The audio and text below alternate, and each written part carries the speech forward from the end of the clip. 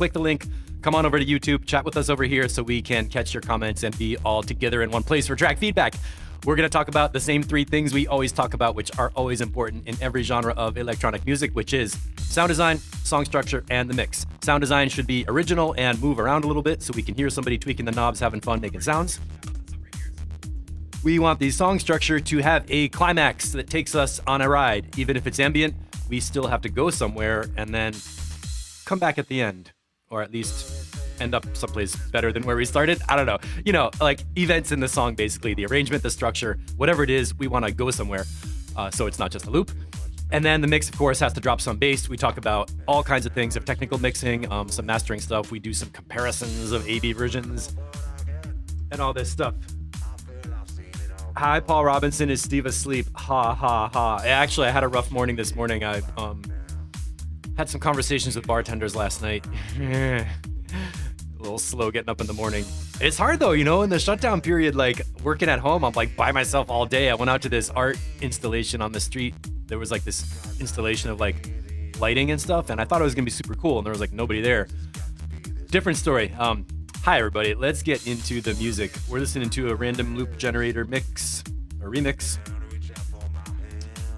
For background, this is the Grown Out of Minimal remix of a Mindbender random loop generator thing. And quick little bit of housekeeping, we added a new channel into Discord for, it's called Workflow, where you can like describe how you do something. So we were asking Morton last week, how did you do the vocals on this track that we're hearing? And he answered, but the answer was in a thread that's going to get archived. So we made a new thread for workflow tips where you can share presets or recipes of how you did something and kind of explain what you did to make a sound come out the way it did. DJ Waters, we're going to go into detail about knobs and climaxes. So here we go. Let me turn this up a little bit. And I believe this is Pivclit doing a remix of Random Loop Generator. That's me turning up the master sound.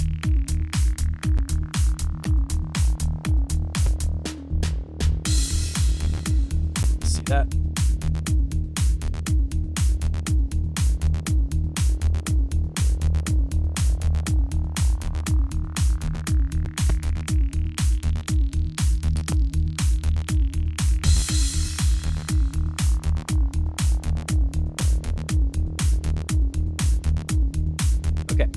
Got all my windows in place.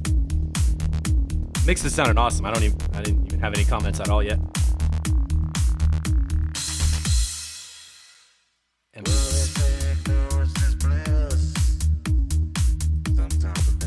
one more time on that gap.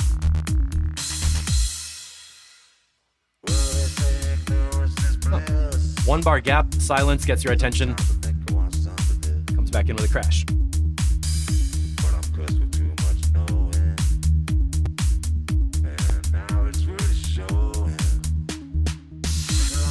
I like those little claps right there.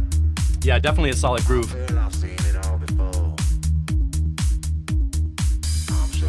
Randy, is your track in yet?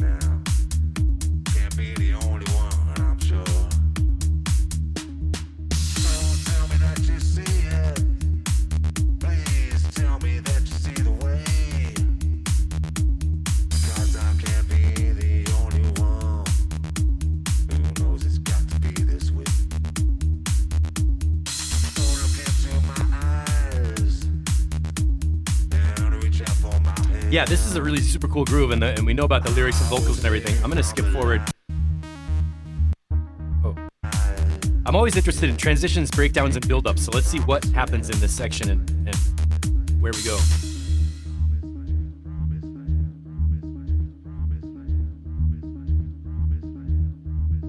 That's a cool echo, good delay. It's super pulsing.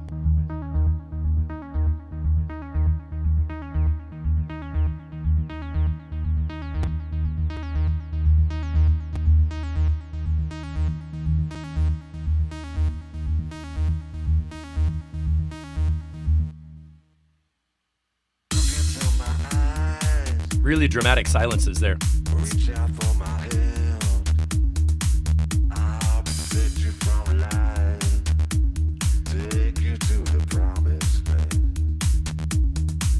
I like this little sound in here. Did it. It's like bright and buzzy and kind of crackly. That's cool. Let's skip forward, see where we go.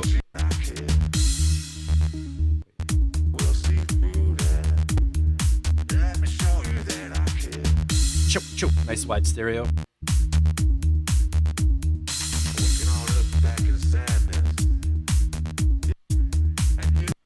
In the groove for sure.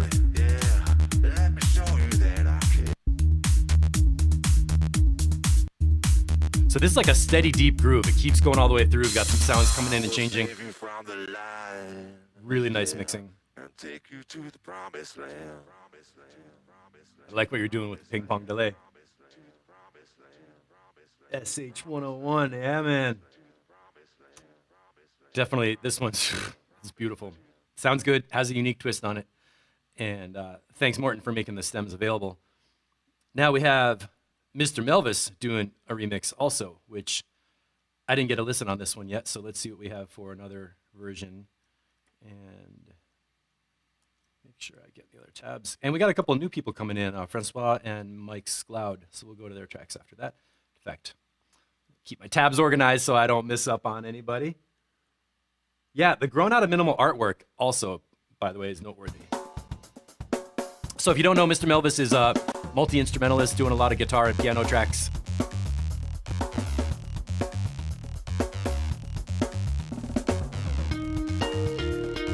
Well, they say ignorance is bliss.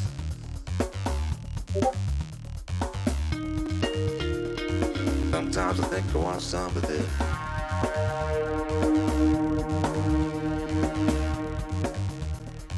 And now it's really showing. Can't be the only one, I'm sure.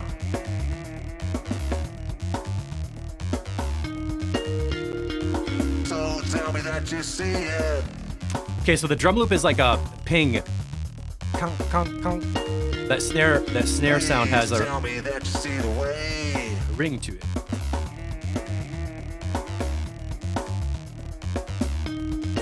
Might even pick that out at 249 hertz. Got to be this way. And so we got here is a simple track, vocal, a buzzy synth part, and a drum loop that's got some complex drum fills, like poppy little, active fast fills. Tonally, the drums have a ping on the snare, like kong kong, that I would EQ out with a pretty steep notch, or dip that out. And I'm wondering if we're going to get a thump, because this mix is missing some sub or bottom end. Even if it has bass frequencies from the synth part, it feels like the drums are really super, super high frequencies. And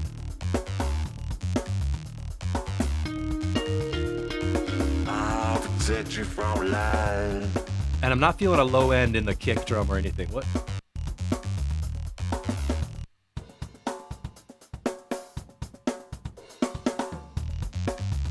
Okay, so watch the frequencies on that drum loop right from the very start.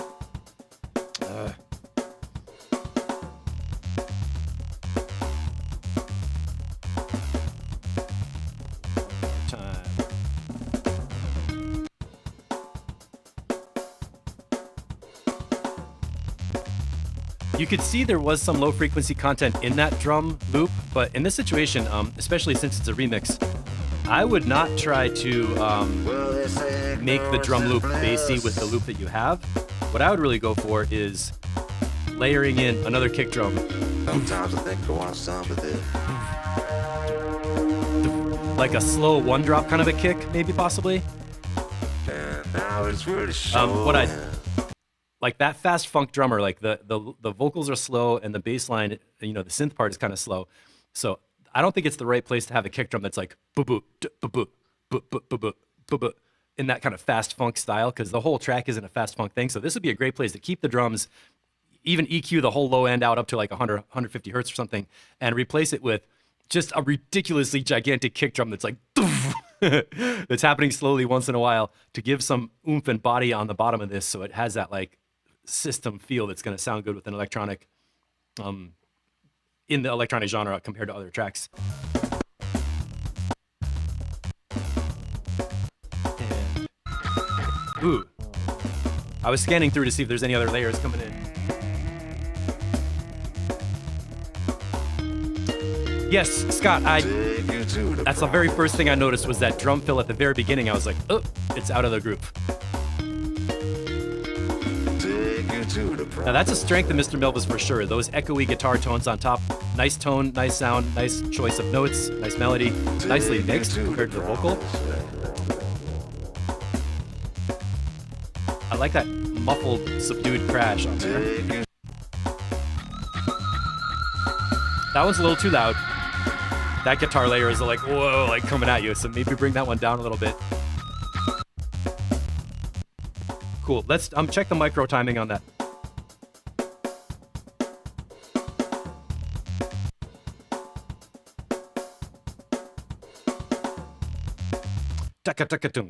After I hear it a couple times and I know what to expect, it sits okay. But yeah, the micro groove.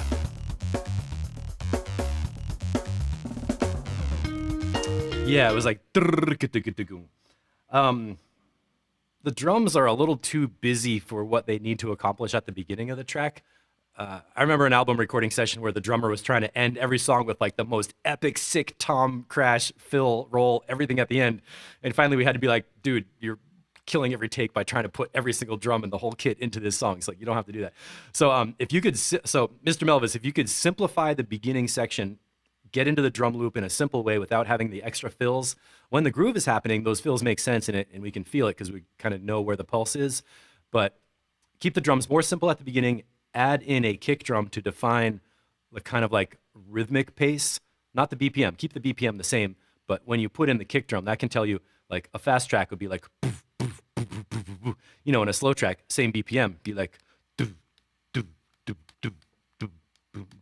boom. You know, like fewer kick drums to keep the groove slowly with the same BPM, and then those drums on top. It'll almost be like a jungle track with like that fast sped up drum loop and then slow bass line dub kind of stuff on the bottom. Yeah, Morton, yeah, so double the kick of the drum loop with a fatter one.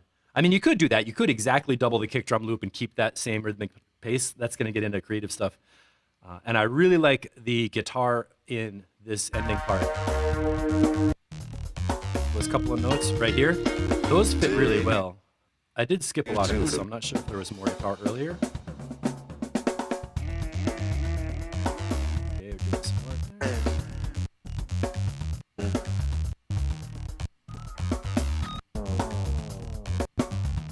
So we're jamming around with vocal effects and guitar layers and stuff. Maybe bring the guitar in a little earlier in the track. Could be cool. So bring that back, couple edits, and that'll be much improved. MZK, so this is Mike's Cloud. Let me just take one quick dip. Randy, is that, Randy,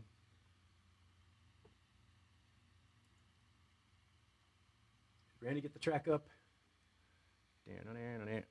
All right, we're gonna start with the track from Mike's Cloud, who just joined the Track Feedback Crew, so give him a big welcome. Thank you on that. We'll bring in down my master level here.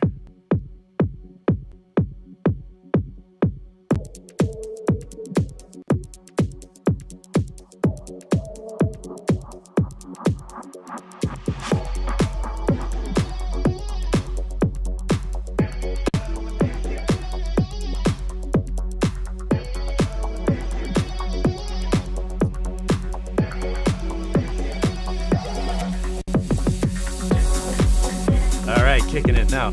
So my first feeling is the kick drum was kind of boxy. It had like some low mid stuff that you could cut out. So keep the click on top and the low on the bottom.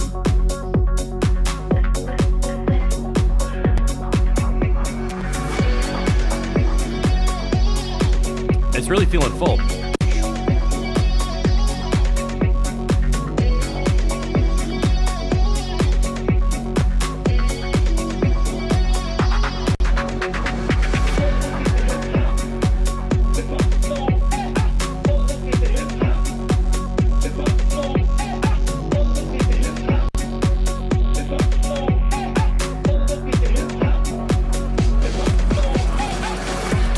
Nice swell. That worked for sure.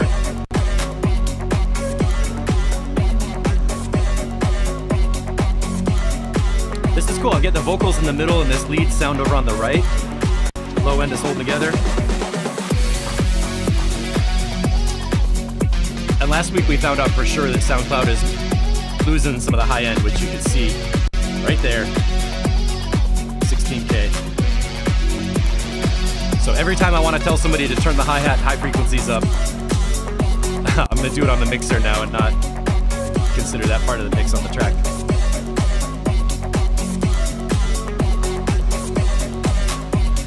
Yeah, this one has a nice low-end pulse. Low-end foundation's really good.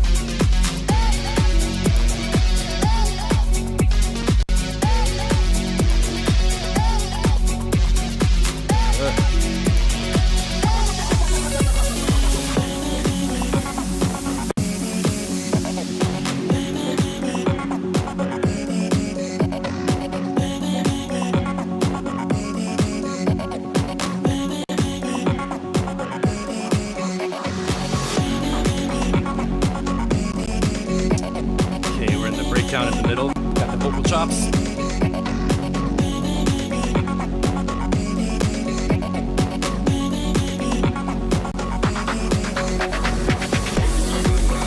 That was cool. That was like a chopped riser sound. Let's hear what happened coming back into the beat. And it looks like Randy dropped a beat. So there was like a riser, but it was chopped. It was like, what was that?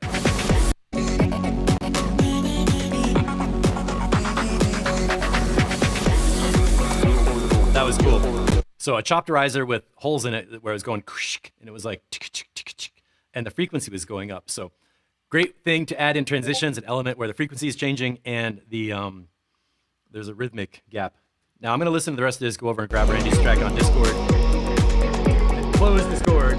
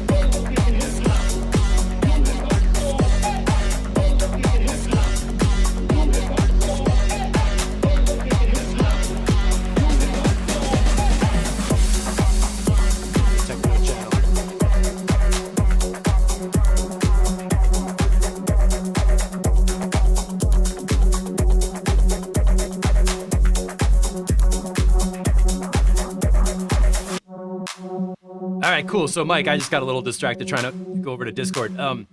That's a busy mix. A lot going on in the mid-range, and there's parts where you could take stuff out. Scott, good comment. Pitched up vocal chop should have a response, so it's like call and response.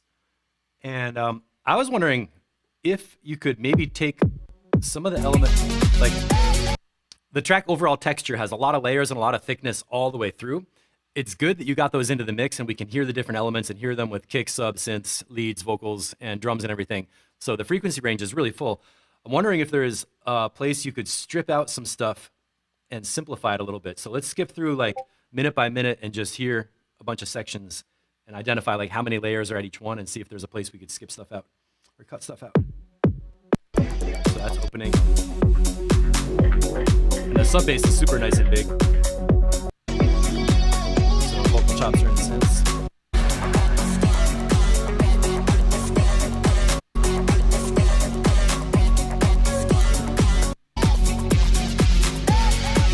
Especially here. Great riser.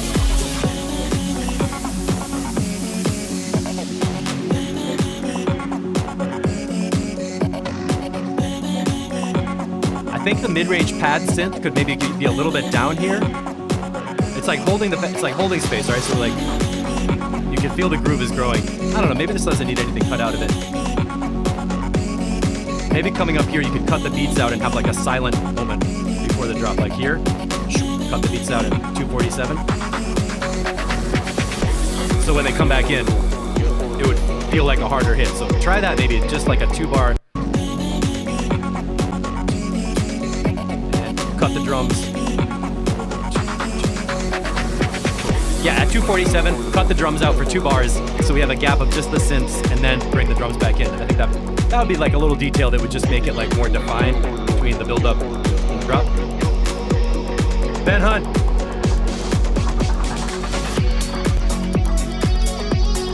This is cool. It's hit hard. What about that? Okay. I think in this part you could cut that lead out. That little sample doesn't have to be in the whole time.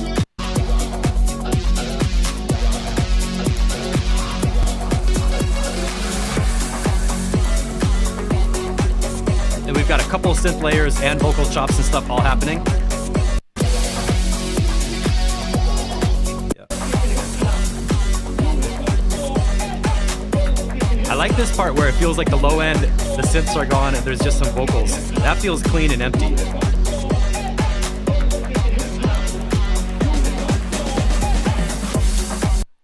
Drum break detail coming up at 422.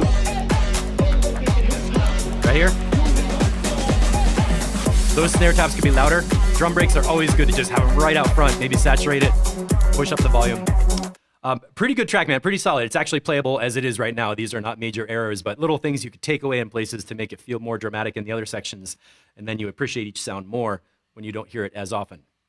Sorry if that's vague. I tried to put some timestamps on it to make it specific. So I want to close Discord and get those notifications out of the way.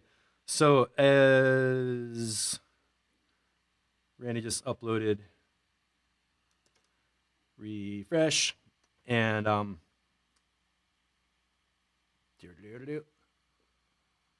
John Madison, that's a great idea. I'm not sure which idea. I hope you're saying that to Scott. Okay, Discord, what are you doing?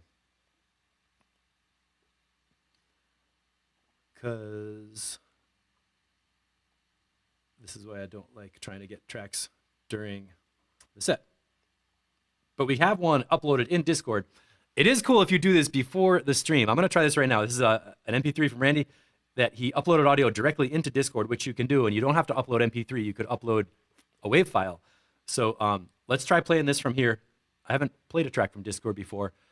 And one thing I think might help is to mute notifications. Let's just see if this works.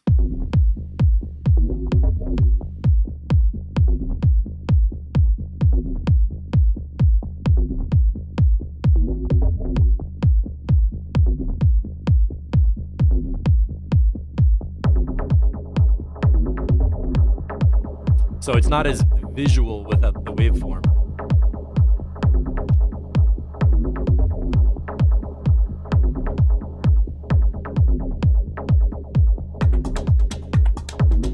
It's good sound, Randy. Good wide space on the drums, clear.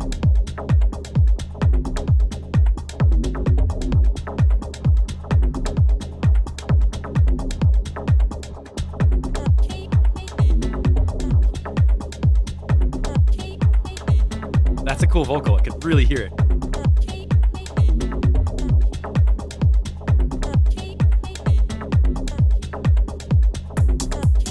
Oh man, that's beautiful. Simple little elements coming in.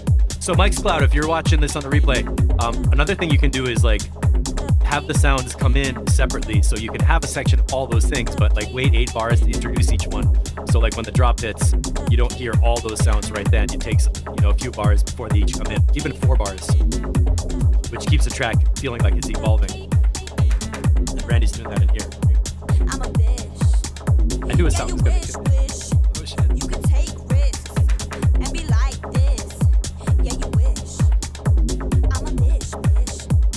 There's so much space in this mix. I'm a bitch. I'm a bitch. Yeah, you wish.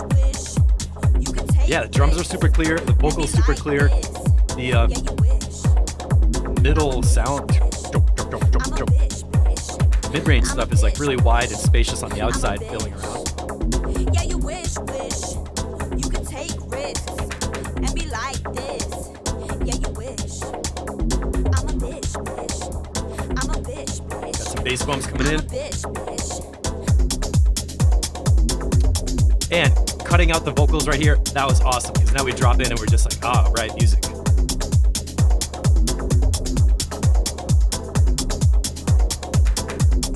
Got me on the up and down, Randy.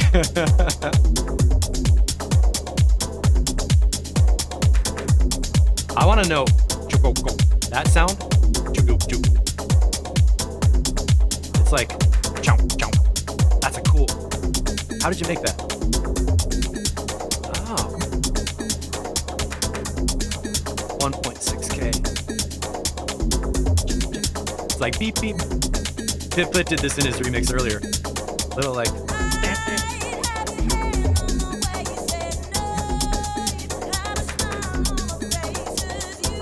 Okay, so we're like 3 minutes in, main build-up section, I'm guessing.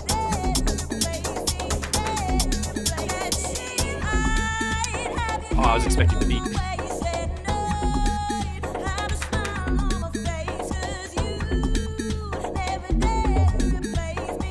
Great mid-range mix.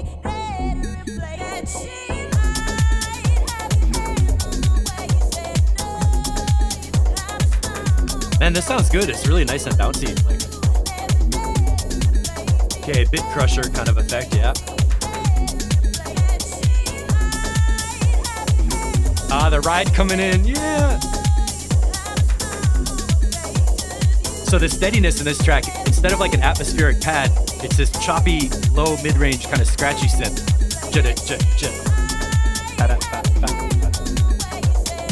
That's what's holding it together for me. I really like how that's just like a subtle, wide, low, mid layer that keeps going on. Not exactly like a rumble techno.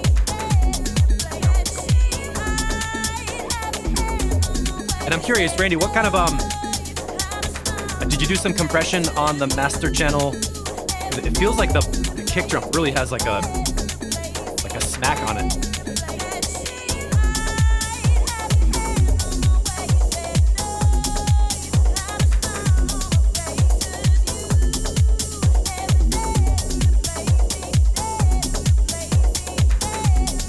Right there, we can see the female vocal popping up like 800-900 hertz.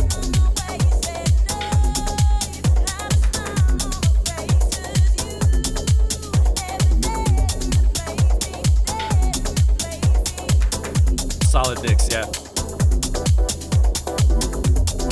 Got the Mindbender seal of approval. Oh, this is cool. Now there's a new synth.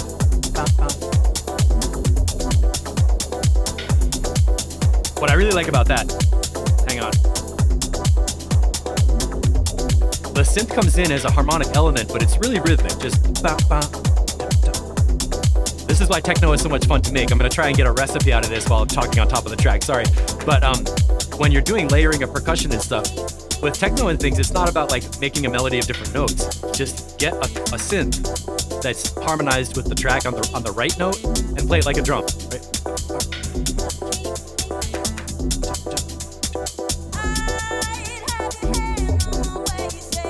So you don't have to play a melody or anything. You just kind of layer in some more harmonic little beeps and blips.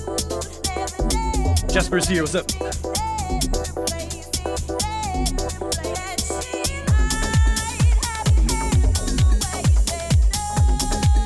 You could maybe cut the vocal right there. 6 minutes, maybe. But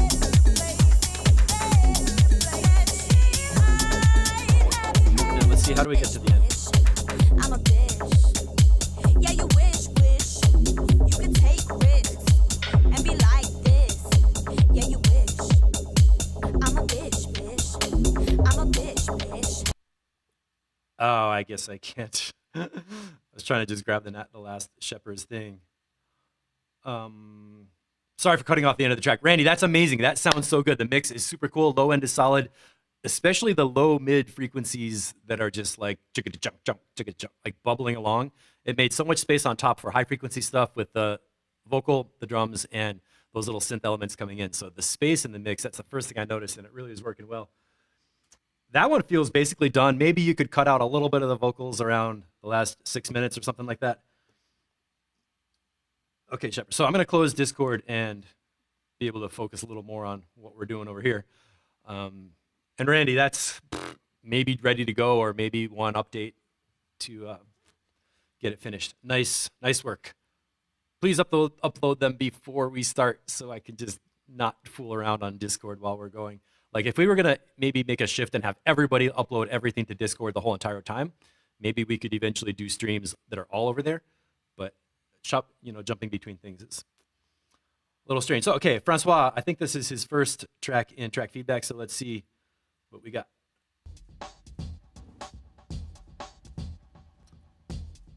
Qui sommes-nous? Sommes-nous simplement ce que les autres veulent que nous soyons?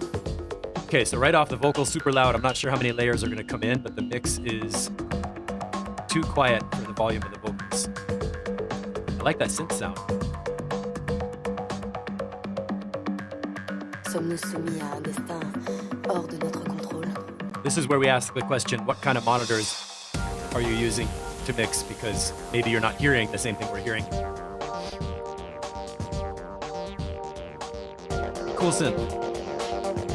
Pouvons-nous évoluer? This is almost the same kind of mix space that the drums had with Mr. Melvis remix, where there's like a super mid-range kind of clacky drum loop that's missing a big low end, but maybe we're gonna get some low end. I hope. Devenir quelque chose de plus. Okay, kick drum needs to be bigger, and all that mid-range stuff needs to come down a little bit. I'm not even gonna be able to fix that. Quelque chose de plus. I can hear what you're doing with composition, and the layers sound like they're fitting together, but the leads are super loud, the bass line is not loud enough, the kick drum is way too quiet, and the drums overall as a group are not mixed together. And interestingly enough, this kind of a mix could happen when your room is super bassy. Like if you have if you have like a subwoofer with the volume really turned up on your sub, or if you're in a room like a square room and you're sitting in the corner where there's a big bass note, you could hear a mix that sounds amazing in your room, and you might export something that sounds like this, where other people are like, whoa, the low end is missing, because proportionally the low end in your mix is getting over amplified by the system in your room, so you're not making a mix that really represents the bass. Jasper, congratulations, finishing. So let's see where else we go. I think the sound design is the best thing we can comment on right now. Got the cymbal crashes and everything.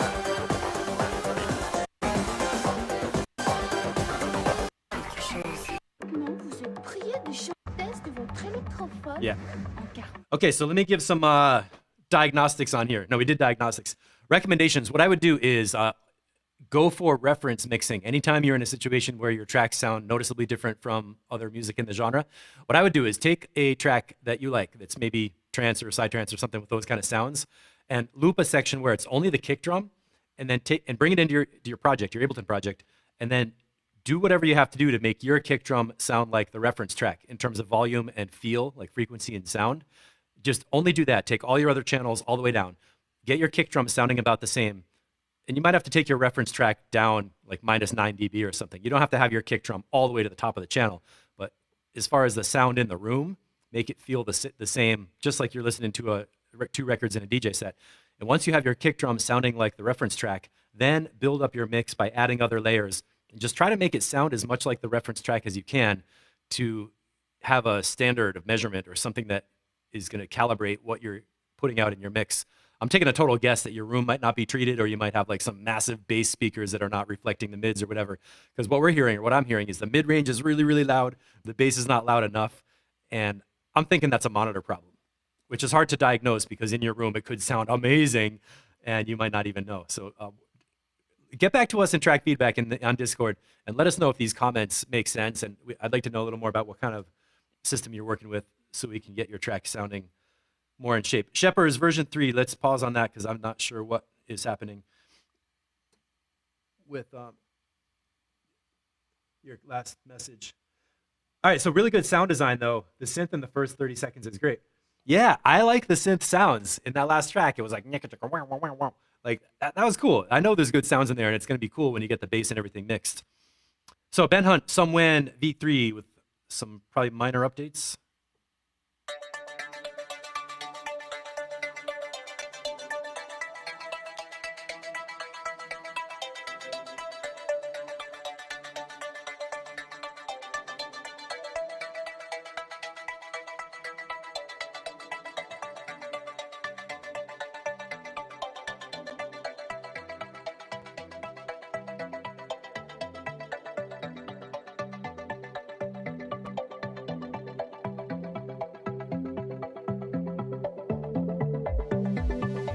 Oh, Shepherds, you put a really good comment in there for Trilo on Discord. Thank you.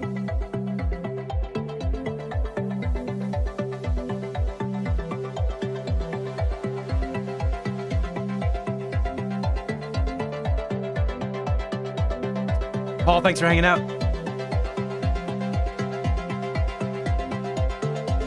Yeah. Ben, this is growing nicely.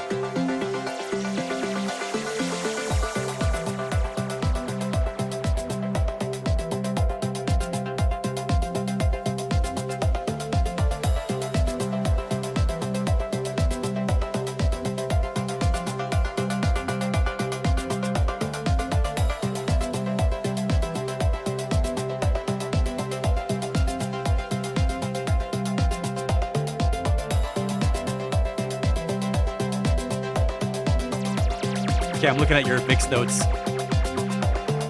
Did we do a whole review in mono last Wednesday?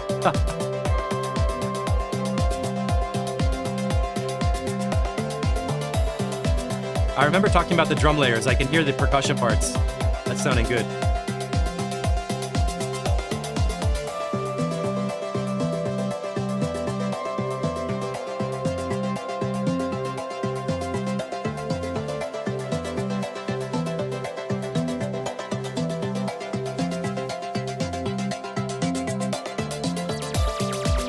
Scott, those are some good comments in Discord about the synths.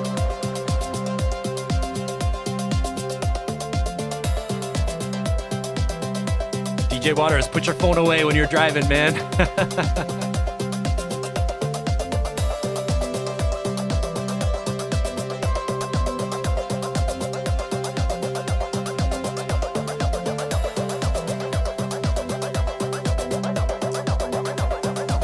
I'm gonna try a little EQ. That's a nice transition effect.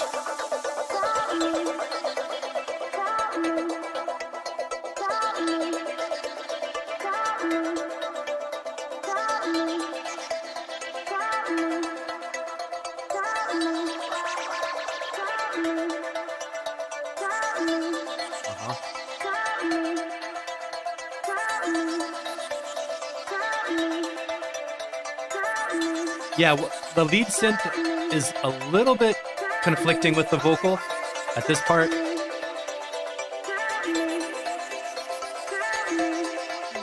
They're working all right.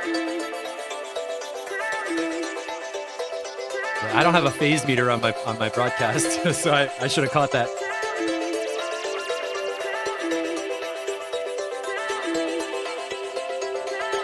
Yeah, right here there's one synth layer. It's like do-do-do-do-do-do-do. That one feels like a little loud on top of where the vocal is. So minor EQing with the vocal and the synth group could maybe like fix that build up of mid-range frequencies. Not super critical. I like that filter that's going through there now.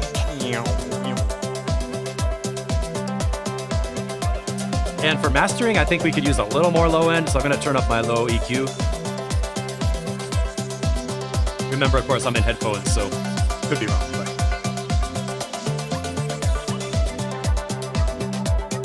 Solid right here.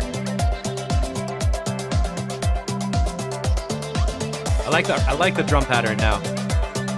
It feels like the groove has more like elements in it, instead of just that one hi-hat that was super bright last time. It's 12:45 already. Ah.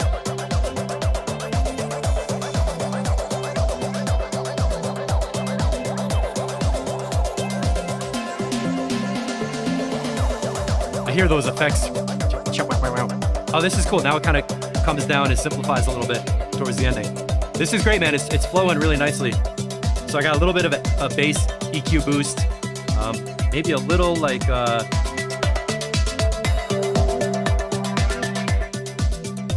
little dip in the mid-range. Scott Burke, I always sidechain a vocal through a dynamic EQ, so it pops right out in the middle of a mix, in the middle of a lead that would otherwise bury it. That's a good way. I didn't describe it in such a technical way, but you can do something to get the vocal sound to kind of like come through that mix of synths in the mid-range area. Let me just go back to the middle here. That vocal is important, even though it's short.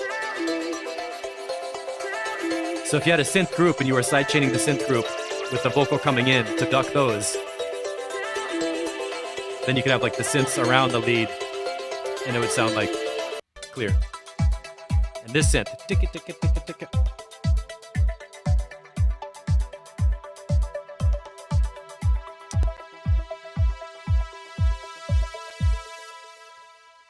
And that ending is so awesome with that sound that swells up.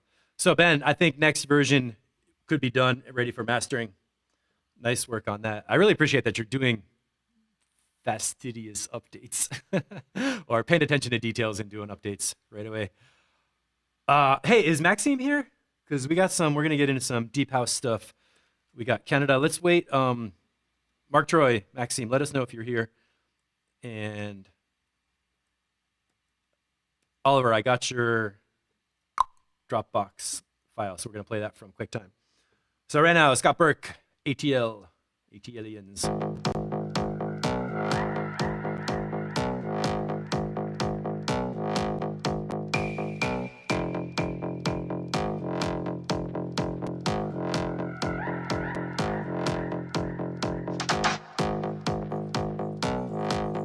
Dramatic intro, man. That woodblock sounds like the bathroom scene from a Stanley Kubrick movie, Full Metal Jacket.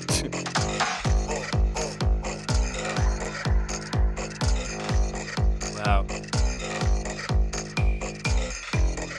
Super wide mid little vocal chop or something.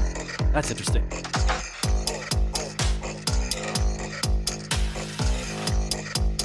I'm gonna bring up the lows a little.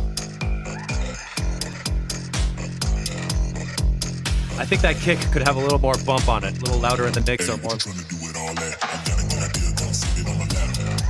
Yeah, I could get some more bump in the bottom. That bass line's super cool. And it's so bright, you can see that bass right there.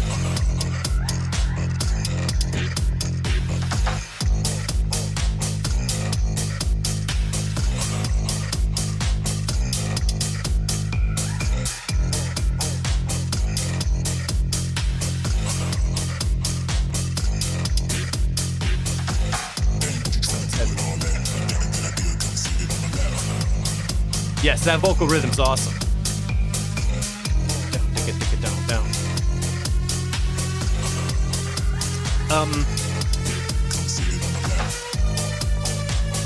The drums feel a little washy. I'm not sure if it's a long reverb on the hi-hats or something.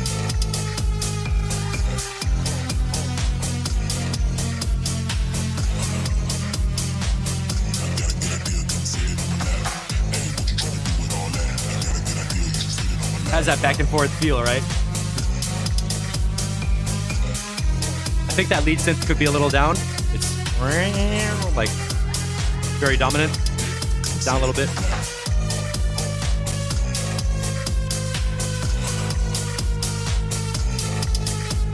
I love this bass line.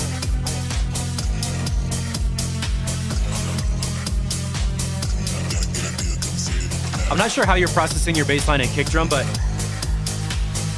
yeah, some more. I just saw your comment, Pip, but some more low-end mixing so the kick gets more punchy. What I would do is take the bass line and the kick drum and put them together with the drum bus plug-in and just squash the monkey nuts off of that thing. and then blend that back in and get that like super smack and change the transient thing so it's like pop, you know? Oh man, this is dirty.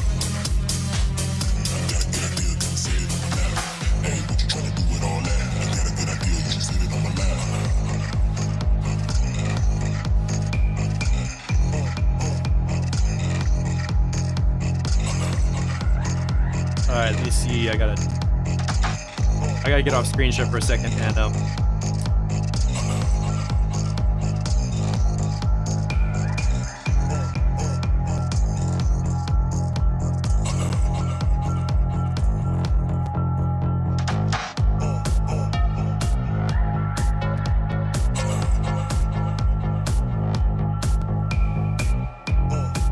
Scott, this section's cool. It's empty.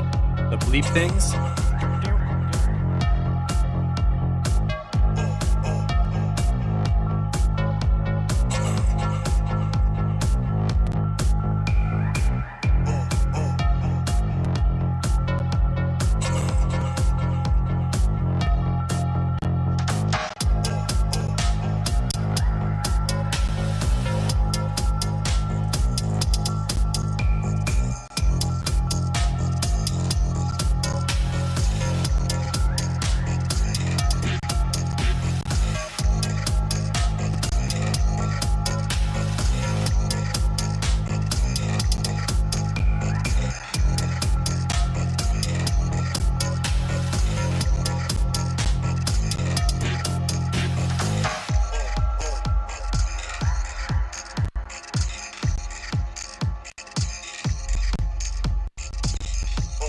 All right, that was a bad idea.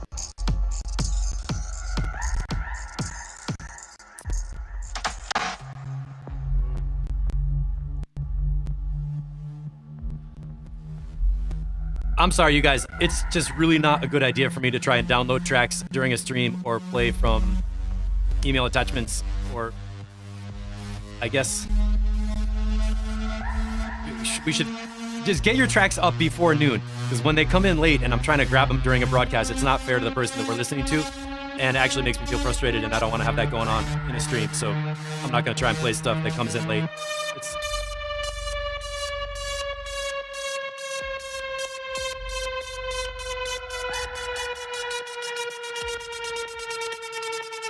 This is cool.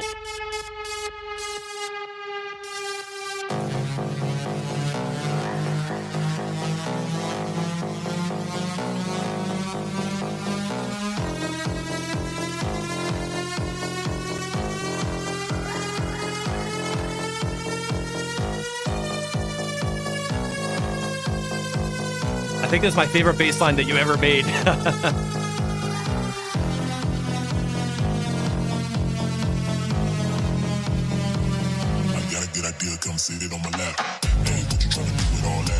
That vocal's so cool. Keep it going longer. Is there more of that?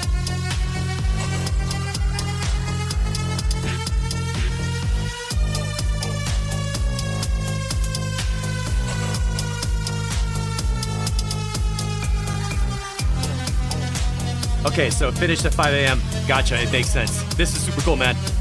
You're gonna get mixed notes. Yes, those beats coming in.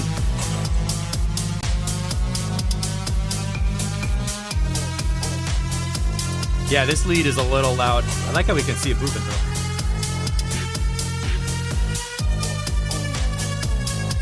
It's a cool concept too, that slow pitch drift on top of such a heavy foundation.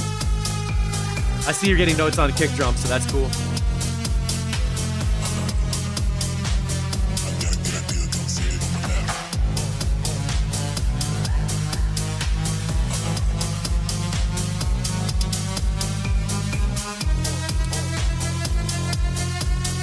And let's see how we get out of this one.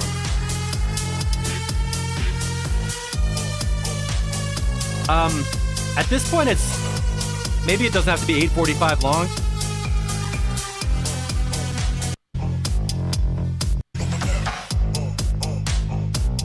Yeah, this is what I was waiting for.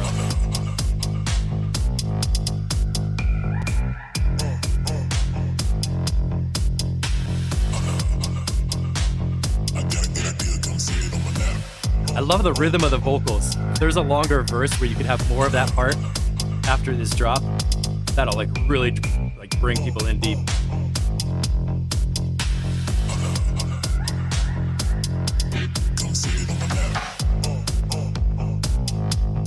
I think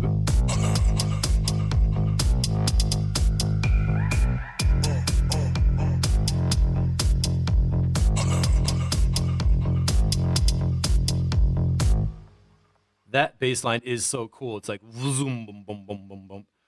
That is extremely cool. So Scott, you got your tips. Let's get another mix on that as soon as possible and see what we can do. Now, I don't know if Mark Troy is here, but we're gonna hear some Maxime music. Let me reset my EQs and see what we got.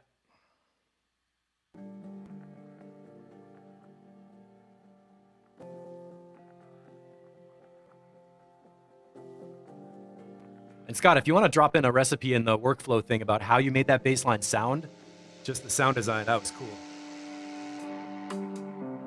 I'm feeling like we got a pre-master. I'm gonna turn this up.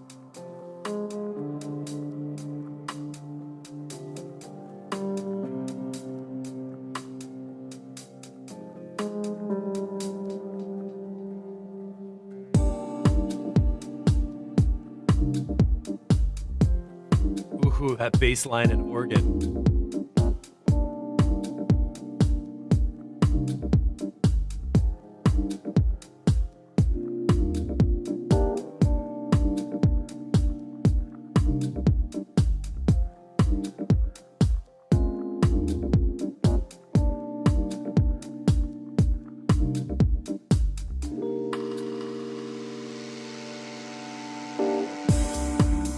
Was that a cello?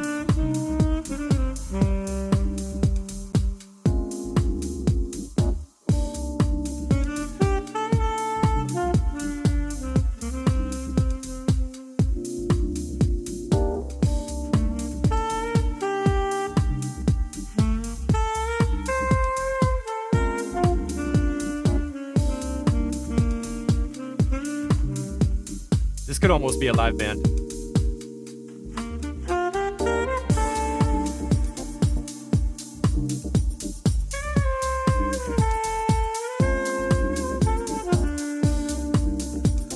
Totally deep.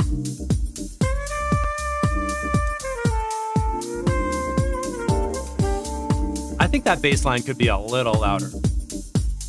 It's nice and subtle, you know? And the cool thing is the notes are happening in between the kick drum.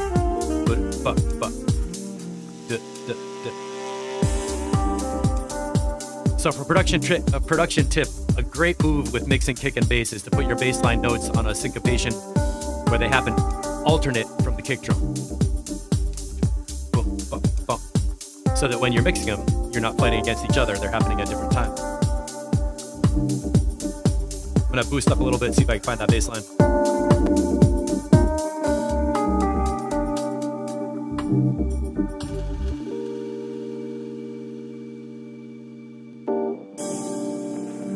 Just one more time right here. How do we get into this?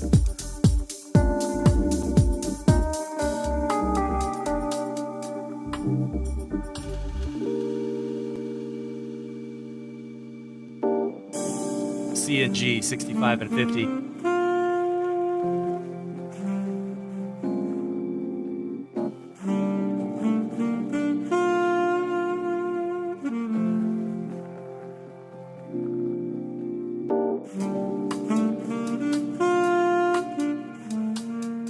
That's a great sax mix. The reverb.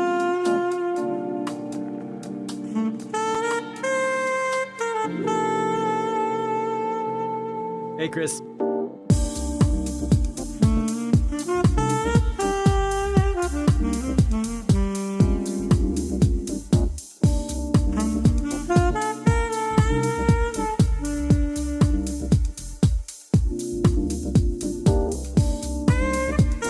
Yeah, Max, I would pull up the bass line a little louder. Just.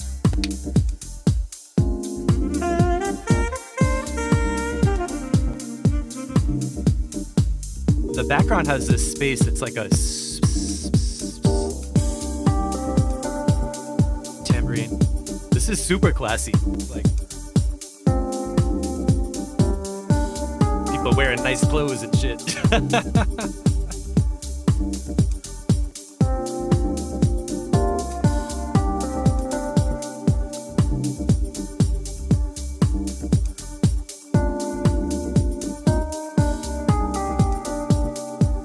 that's the electric piano solo now at the end. I didn't even quite notice. I'm like, oh, I'm hearing a solo on a keyboard from a different instrument.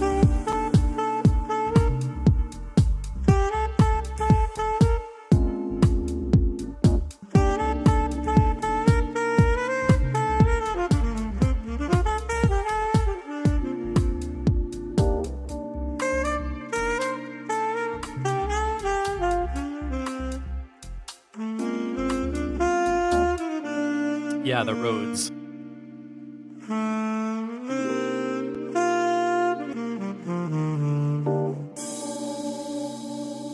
Nice.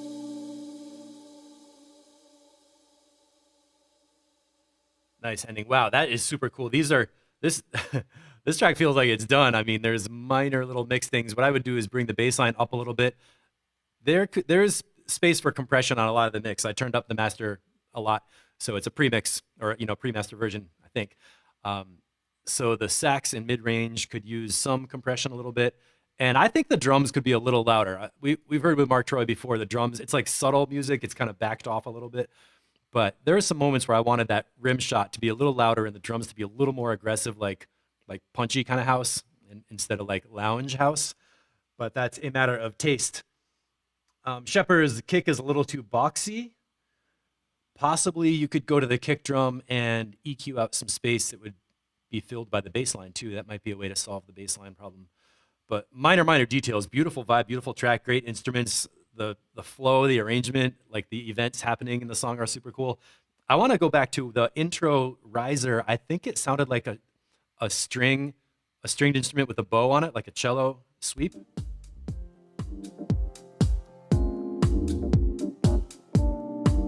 Here.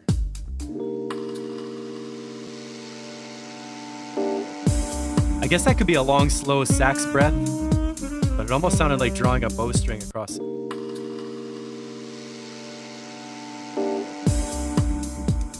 The way that kicks in is so slick. Super cool, man. Nice track. What are you guys talking about? Hey, Caesar's here too. Cool. So glad you all are hanging out. So Mindbender remix of, I'm not sure what the original source is on this one, but let's check out what we got. EQ flat, volume down, and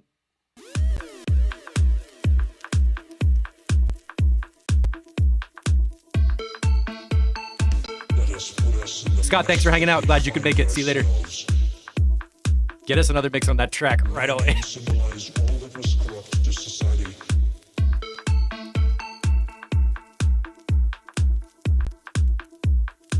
His name symbolized all that was pure. And these inviolable sanctities. Yeah, I'm gonna let this one roll. We'll go back to camera land for a minute. Because of me. Because something else. What happens when life breaks down?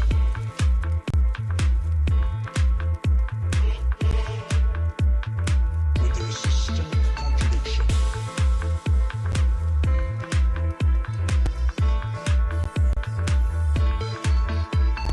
And it is the desacralization of all of these. What love is this?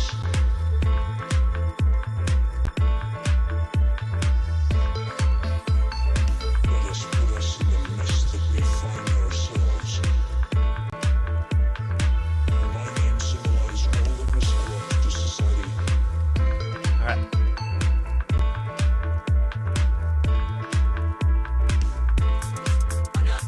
Ooh, those hi-hats right there. His name symbolized all that was pure.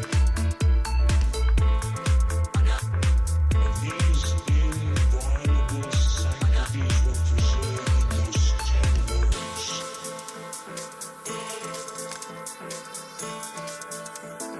What happens when life breaks down?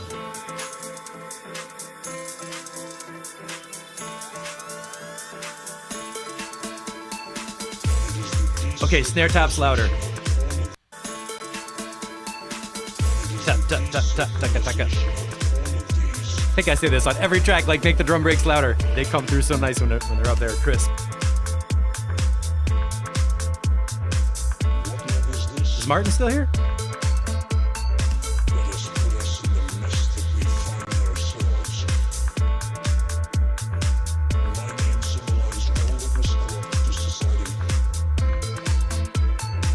Low end is beautiful.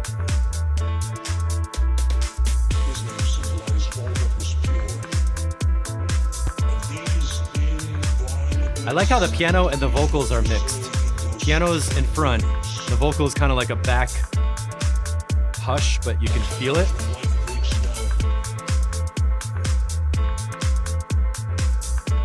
So Piv, what are you hearing about the piano? It's a little loud.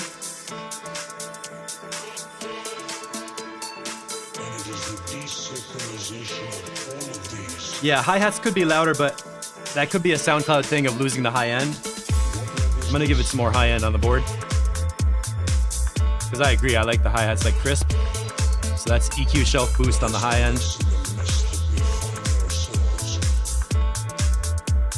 Piano could have more movement. Caesar, that's a good comment. What about like a flanger on the piano? Like take some of the low end out, have a bandpass filter or a flanger or something in the middle moving through the piano. Like a slow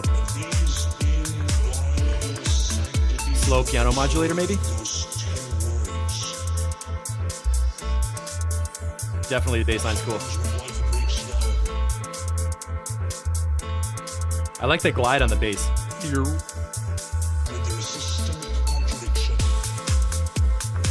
Super groove. I'm gonna skip a little bit and see where we go. Ooh. Every time I say I'm gonna skip forward, I instantly find some other section that's amazing. Maybe I should stop doing that.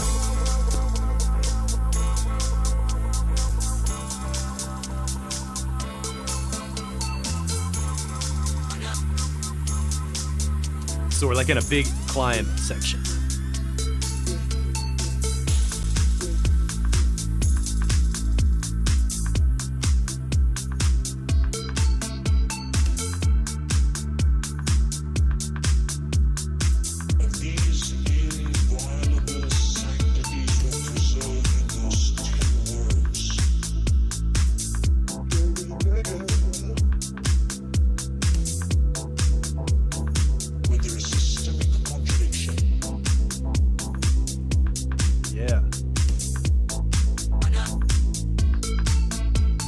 Wow, we went down deep in here now.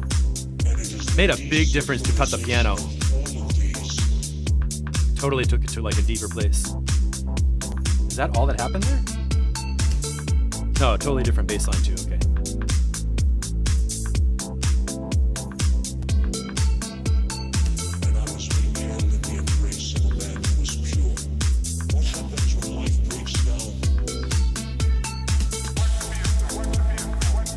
Oh man, those beats, that little hi-hat tick, totally keeps it going.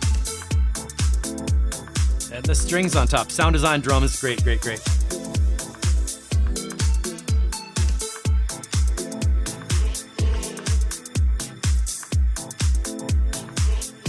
Okay, now it's slowing down, feels like a mix out, outro kind of thing.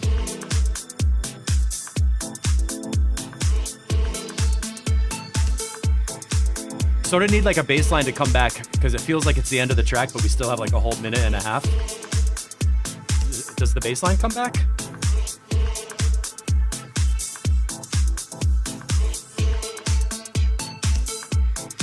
No, so 6:12.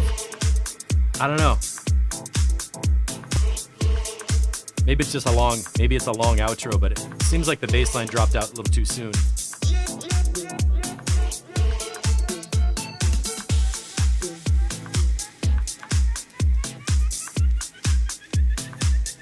I hear that delay. Yeah, man, the low end is like crazy good.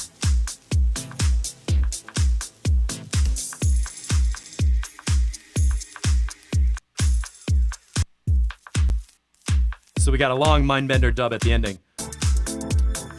So the only criticisms that we're coming up with for this track, low end is amazing, structure and everything, it's totally taken us through. The piano part,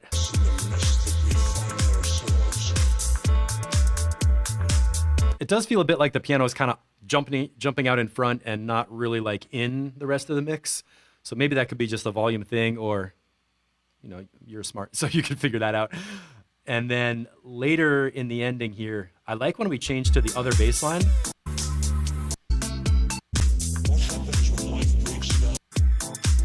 What would happen if we went back to bass line 1 at the ending of the track? Let's just review the bass line here.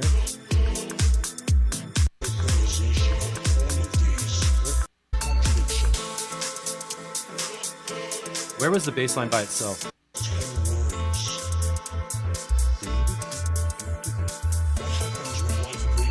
Okay, so that's bass line 1. It's going do do do do do do do do do do do. So what would happen if that came back here?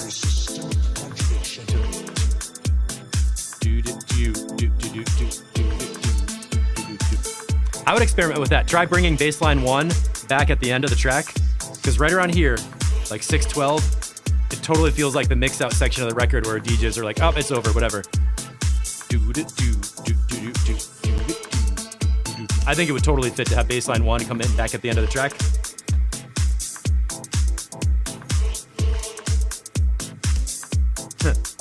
Go. Yeah. Solid production. Talk to Mindbender about low end, because dude, Morton is always kicking it proper. Angel's Trumpet. And a new contender has entered the ring. I got it. This is the updated version coming from QuickTime. It'll be worth the experiment. Mute my mic. And this is OSP.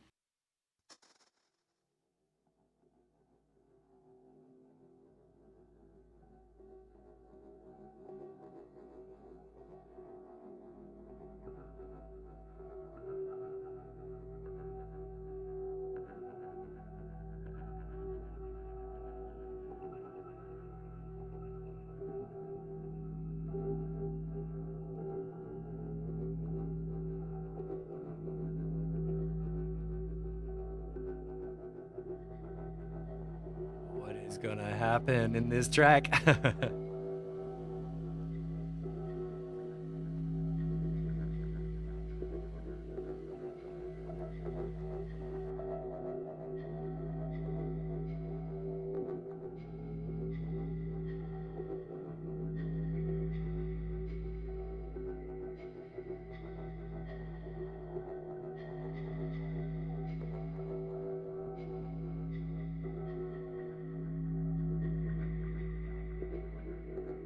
In the ambient land.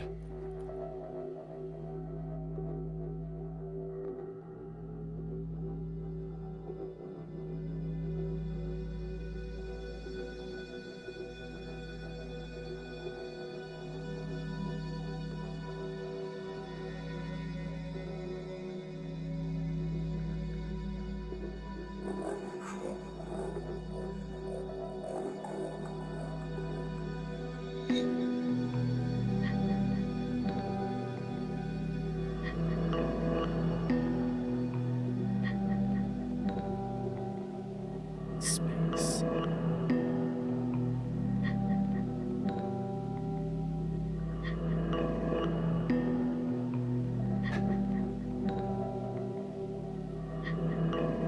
So this is another remix from the Grown Out of Minimal project, Angel's Trumpet.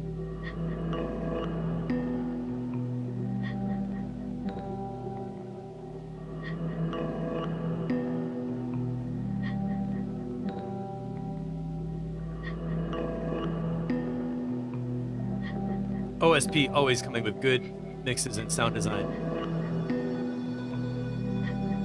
So much detail in here.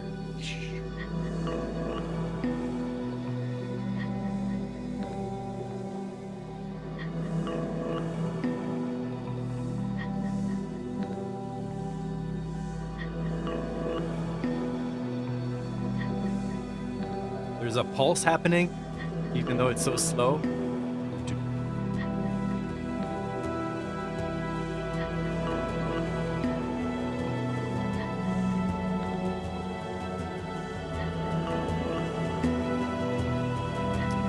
Wow, this is beautiful, man. It's really wide.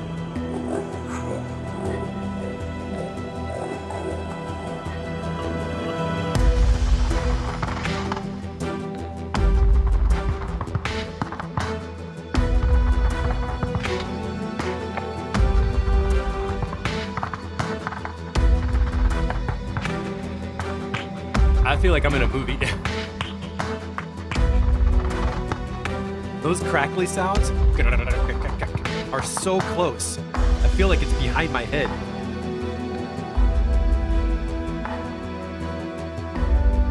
Wow, man.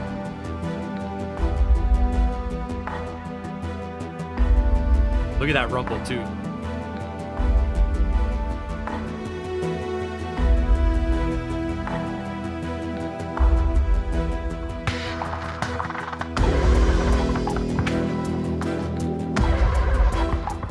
So, Piv, you can comment on this one because I got nothing to say. This is amazing.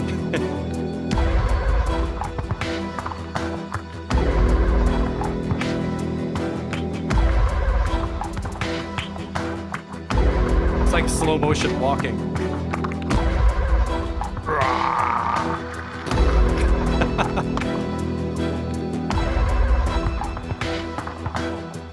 I'm glad you sent me the high quality version of this. The high end is like little like kind of going on with the I guess hi-hat. It feels like a clock ticking more like that. Caesar, what are you hearing? The organic elements could sit better. Do you mean the animals?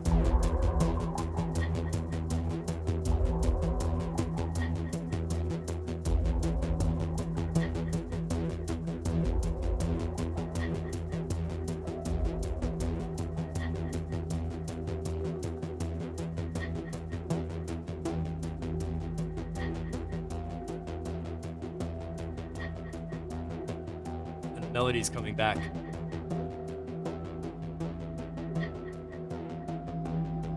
Wow, wow, wow. It keeps me like feeling like I'm getting pulled forward, right?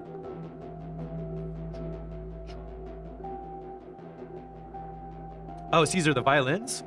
I mean,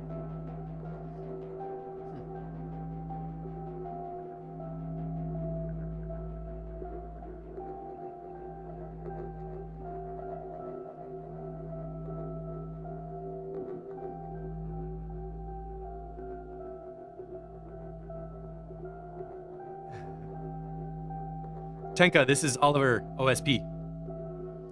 Oliver Specht. That's how you get on the remix album. It's beautiful, man. I don't have any comments. It really holds together. I guess I have a question about, did you export this as a, did you do some mastering on this, or is it just your premix?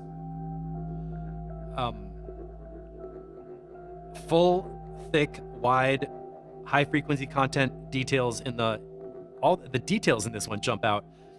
The overall mix, there's a stereo thing happening and there's some craziness. There was this one sound I want to get back to that I said it was like a clacky kind of in the back of my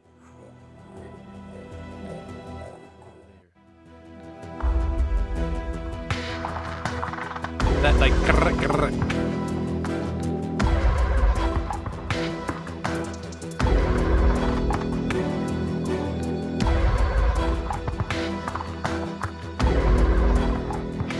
that's amazing. I don't even know how to describe that sound. It's like a crackling. It's like kind of a crunchy, low frequency thing, but it's happening. It feels like it's in the back of my head.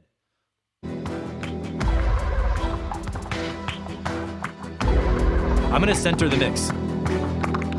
So that's mono.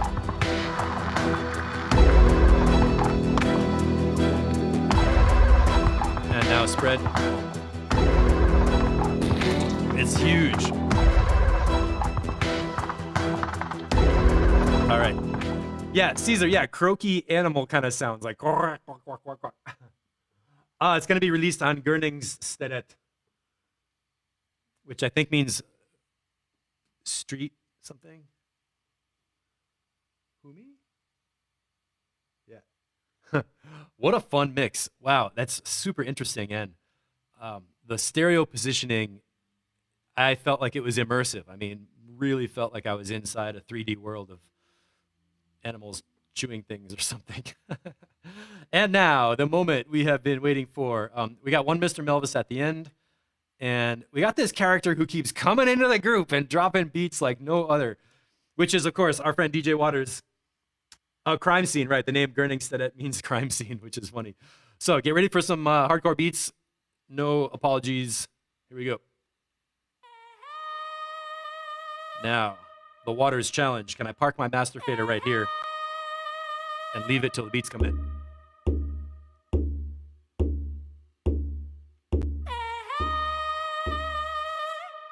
Yeah.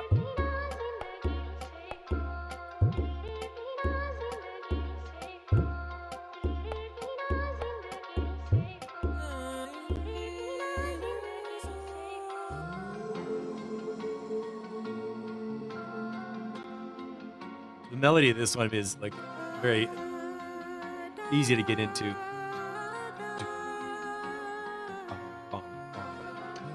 Oh, so you did a bit of limiting, that's all? That's gonna be amazing after a final like mastered version, man. If anybody else is new here who hasn't met DJ Waters yet, get ready.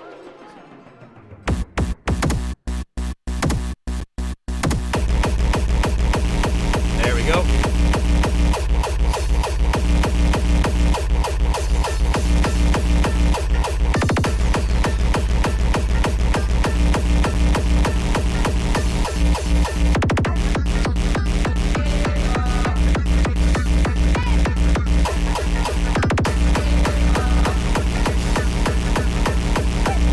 Good job, I didn't touch the master.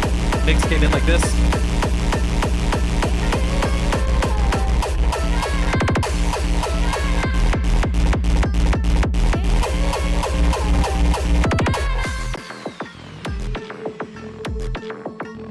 Okay, the original string pluck sound could be a little louder right here.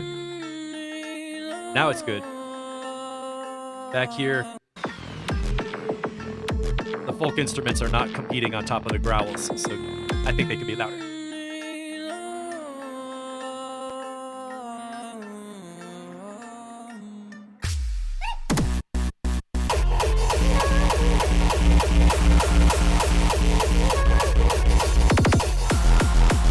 Right there. That low kick drum.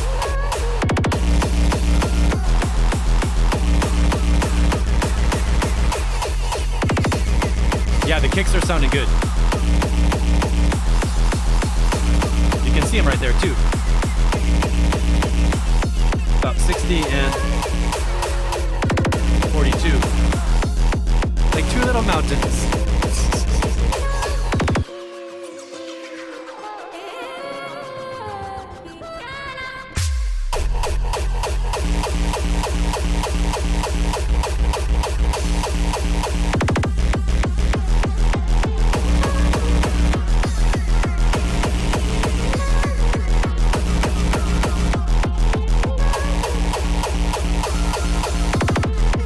Those little cymbals and stuff could be a little louder. I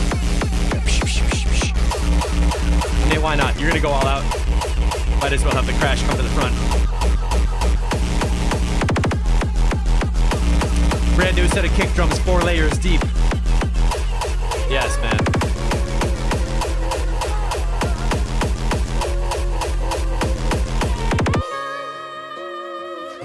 As always, an adrenaline rush from start to finish. Walk. Right here.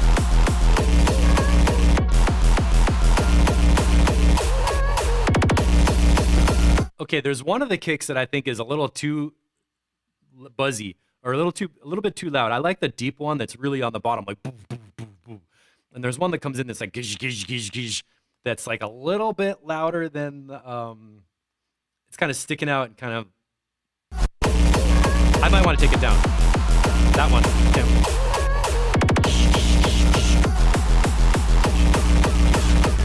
I don't know. It's.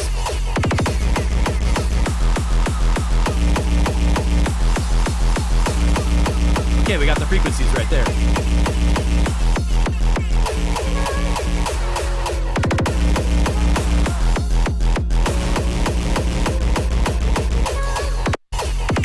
You can see 2 little frequency spikes pop up. One of them was 176. I'm going to play that little segment again and just put put the mouse on the frequency line, read the frequencies, and tell you that's where I would EQ it down just a little bit because I like the feel of it. The grinding, buzzing thing is awesome, but like something about it was sticking out. So here's an experiment. If you go to those two frequencies, notch them down a little bit, see if it keeps the feeling of the low end consistent. Because if one of the buzzy kick drums is too loud, it feels to me like, I'm losing the fun part of the low end. I don't have a problem with the top end, but when the low end goes away, I have a problem with that. Shepherd love that distorted in-your-face kicks. Yeah, don't melt the coils. All right, frequency diving. 296.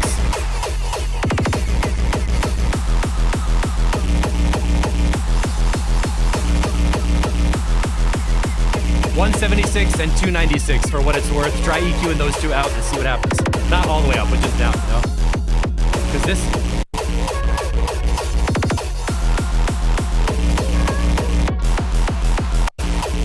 I'll point to my favorite kick. Right there.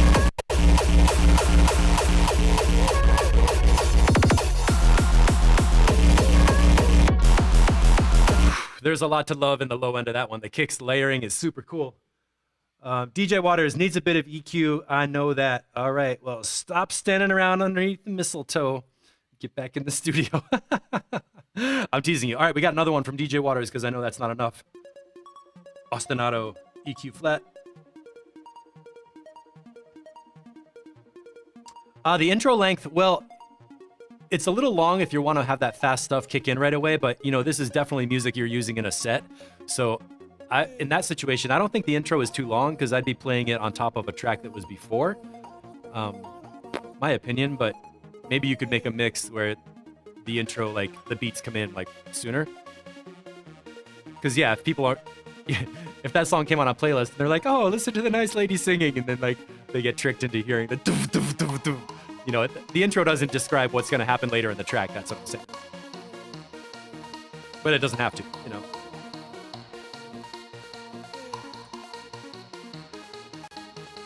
Oh, interesting, Ian. So you're not interested in the kick itself, mostly the tail. Wow.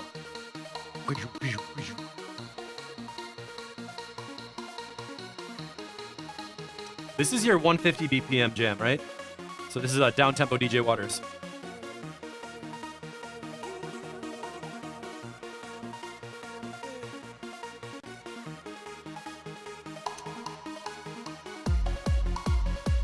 There we go.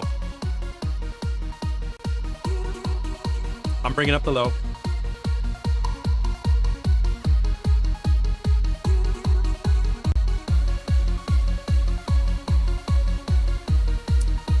And waiting for like a nice snappy snare and hat thing.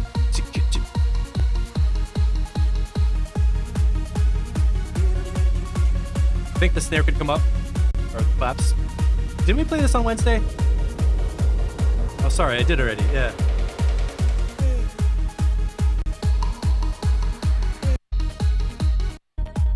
Right, we were talking about progressive trance at the end. Jesper. This section, right?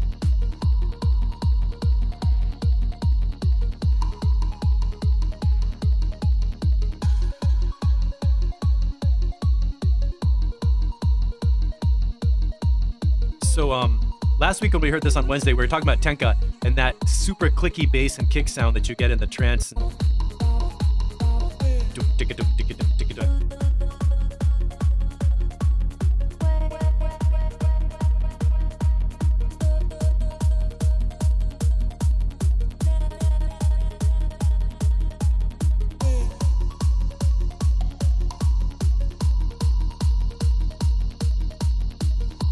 This part is still my favorite part. Now I think, you know, reverb's a little loud. But Tenka, if you could get a listen on this, I would love to hear your opinion on what you would do with this. To get that kick and bass super tight and big and clean. You know, we talked about that sound of like the big and crisp, that kind of feel.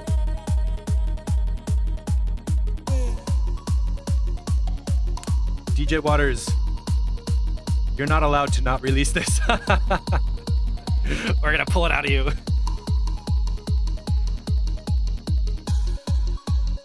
Yeah, I love the ending of this track.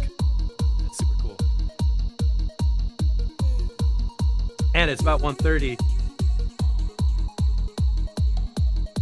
Cool, man.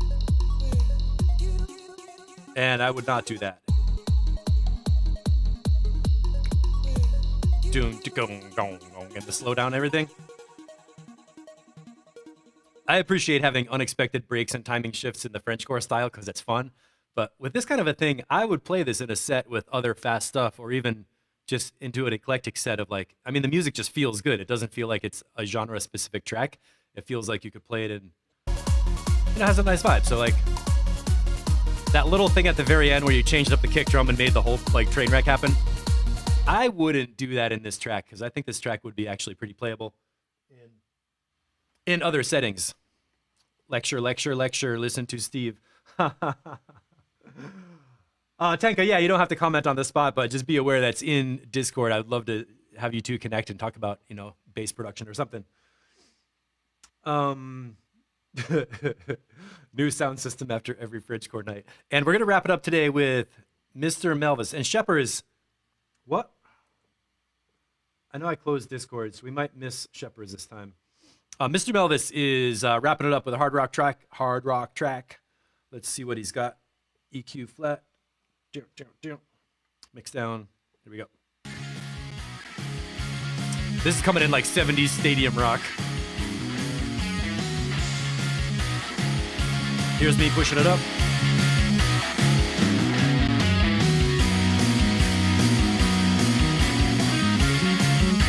So we were looking for a change of the drum pattern to close down the hi-hat and not have that open thrash hat the whole time. So let's see what he did with that. Big guitar solo. Chris, thank you.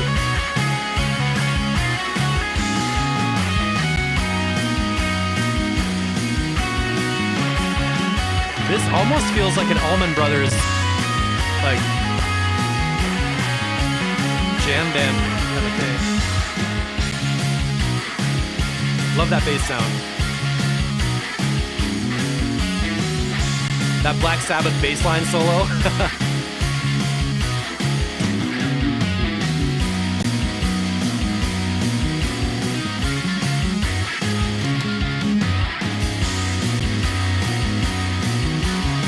The kick drum has a nice click on it.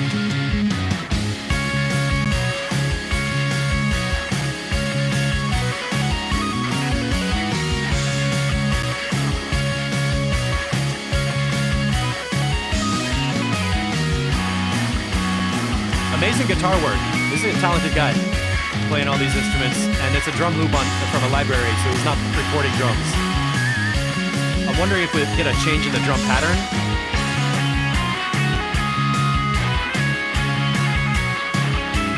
Is that it?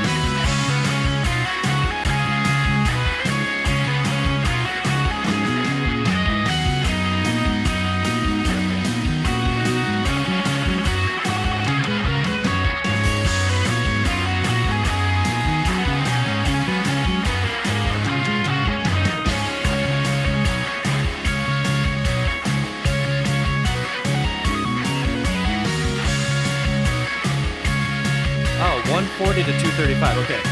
I just checked the mix notes. So he did change the drums from a minute 40 to 235. There's a lot of layering on there, so it was hard to pick it out exactly. And then we got some phaser on the overhead drum mics. Maybe he has the drums in layers. Let's just go back to 140 and listen to where the drums change.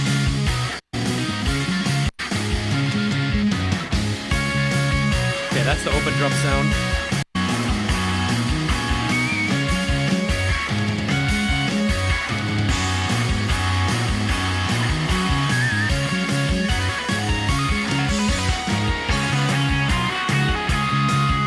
Okay, yeah, I can hear that the hi-hats are tightened up a little bit. A lot of layers going on though, so it's not completely obvious, but still good. Let's go on to the end here.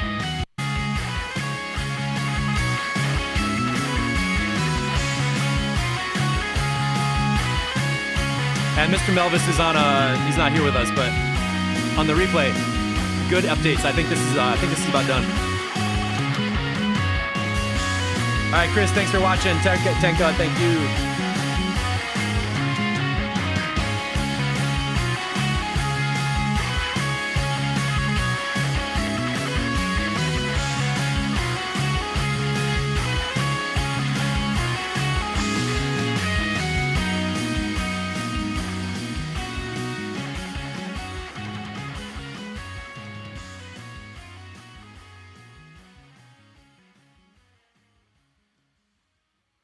Yeah, that is sounding really good. I mean, that's how I would mix it as a band, basically getting the kick drum with a clicky kind of thing happening. You can hear all the drum layers, guitars are jamming, the bass line. It's the performances in this music that are really shining and coming out. And I want to lead into a conversation here that I was having a chat with Mr. Melvis just on Messenger about releasing tracks. And the question is like, is it better to release, how's the best way to do it? Should it be like a bunch of singles, like every 2 weeks putting out a single into the streaming platforms so people are getting fresh music? Or is it better to collect an album of songs and release that as one artist project? Or is there a more effective way to get your music in circulation where you get into licensing and have, tracks in a library that people want to use for like car commercials or whatever? Because instrumental music, any instrumental music is potentially good for some kind of background thing for something.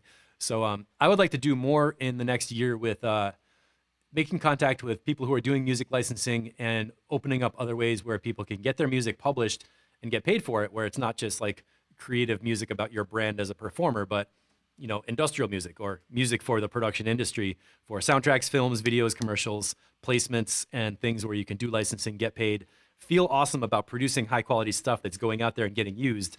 And maybe it's not DJs playing it in a set, but hey, if you're getting paid for making music, that'd be kind of cool, right? So if anybody else is interested in that, let us know. And I guess we'll have a Discord channel coming in at some point for that. That popped up when we were talking to Min the Universe in the interview on Wednesday. He had some ideas a little bit too. So thanks for hanging out. Thanks for watching, everybody.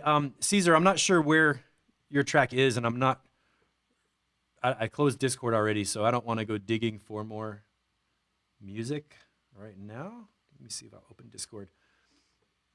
I see you made a comment that you made a submission. I'm not sure when or where. Like, seriously, it is so frustrating for me that I want to play the tracks, and we're on a live video, and I have to go and look for them and find them, and it makes the stream glitchy, and then people are watching, and like, I'm just kind of screwing around on Discord, and Discord takes longer to load when I'm streaming and doing other things. So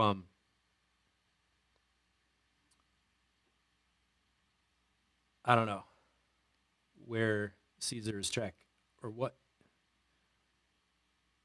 Is this it? Why does that say November today at 1 p.m.? Yeah. Okay. I'm going to close down Discord again so it doesn't make notifications. And a 14-minute track.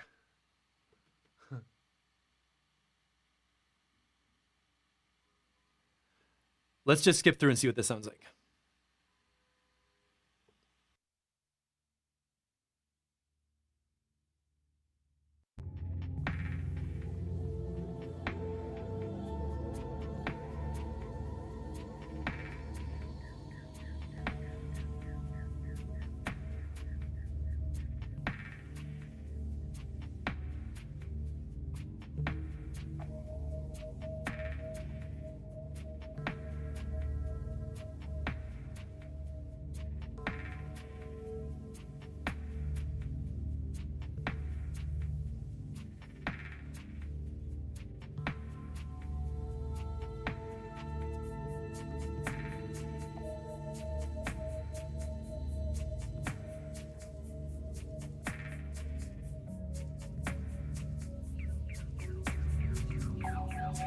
That's me turning up the master level.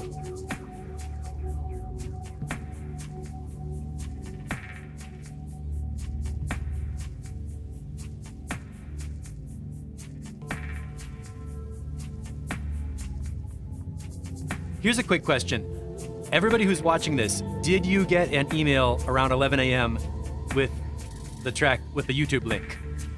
Because if you didn't get that email, I need to know and I can make sure you get it. what I try to do is send out an email before every track feedback stream and tell you, put your links in Discord so that you have a reminder an hour beforehand. I would really like to know if everybody's getting that email or not. If you're not getting that, please let me know, and I'll get you on that email list so that I can have the tracks ahead of time so I can play them in genres and do groupings and not be randomly trying to grab stuff. I think that would make everything flow better.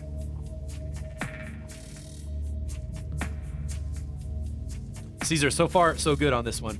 I'm going to skip forward to the change here.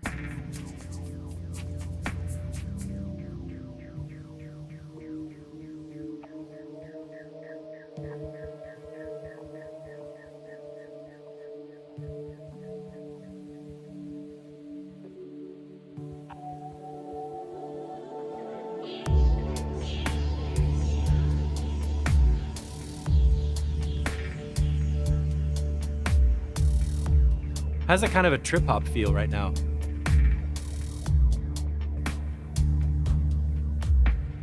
Okay, thanks, Shepherds. Shepherds.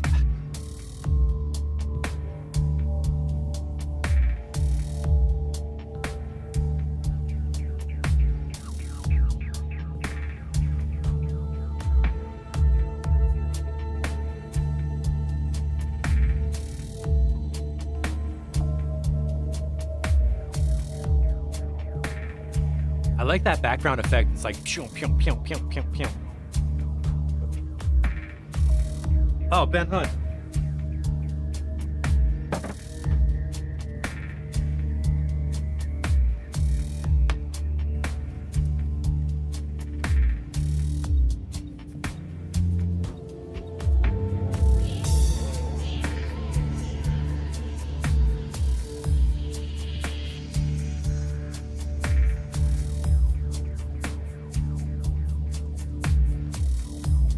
Ben is on the clipboard.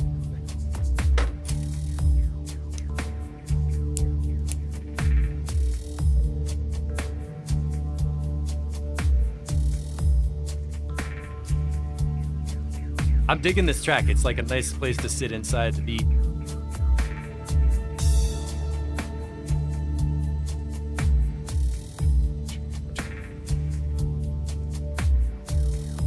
Let's jump a little bit forward.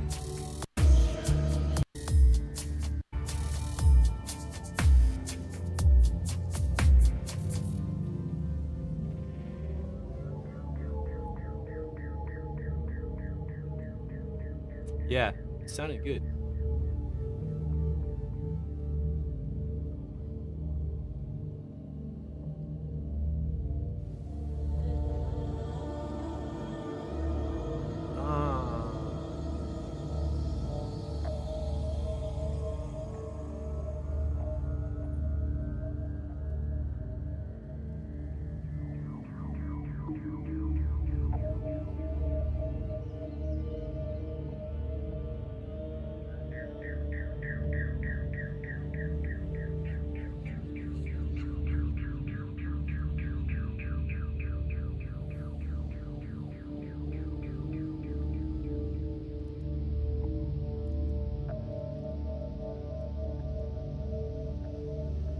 Back in Cameraland, let's let this roll for the ending.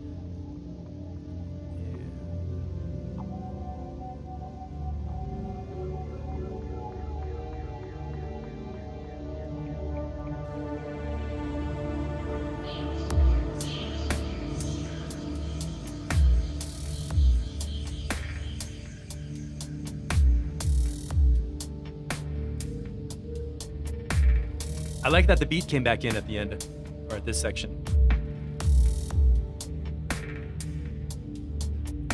Touching on the Massive Attack trip hop kind of slow beats world.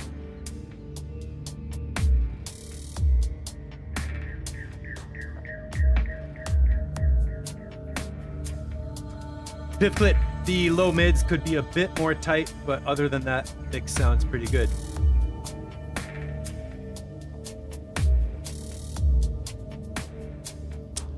Is that like when you were talking about 160 hertz or like 200 hertz or something, like a cut? Let me boost around, see. So I'm gonna boost EQ, sweep down low. a cut at that frequency. And boost. Cut. And boost. Yeah, I hear that. So there's not exactly a womb, but in the low mids there's kind of like a like this droney type thing that could be a mastering thing to have that, you know, in the final version or something. Yeah. And Caesar, I'm just curious, how long did you spend on this project so far? This has sounded really good and definitely playable. Minor mix notes, but the vibe is all there. And it's got a unique vibe too, compared to the other ones we heard, which is cool.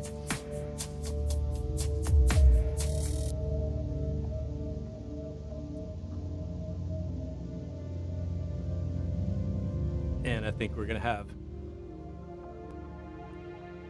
13 minutes, about another minute. So I'm gonna do the wrap up. That's it for track feedback for today. Shepherds, I saw that you sent me version 3. I'm not gonna download it this time. It's gonna get on for our next track feedback. So quick announcement here. I'm not doing the interview with Matt Schultz today because he's not available. So unfortunately, we don't have the Matt Schultz interview, but I did do the one with Min the Universe, our new friend who joined just 2 weeks ago, and that's on the YouTube channel, so check that out. And yeah. And again, please send me a message if you're not getting emails, because I'm sending out emails to the track feedback crew with workshop notifications about, you know, we're starting in an hour, here's the link, that kind of thing. And I want to make sure you're getting those so that it's just in the front of your mind to upload your tracks, put them in, and make sure I have them, because I really want to play all the tracks. And I also really hate when the thing gets glitchy and we try to have processor multitasking glitching out the stream. So that's like my zone of frustration. I'm not mad at anybody personally.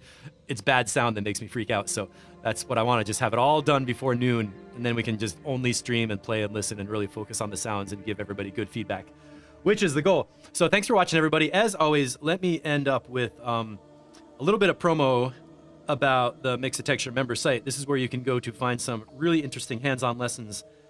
And I just added something new. So these might be familiar: basic mixing, sound design with operator, sidechaining or bassline.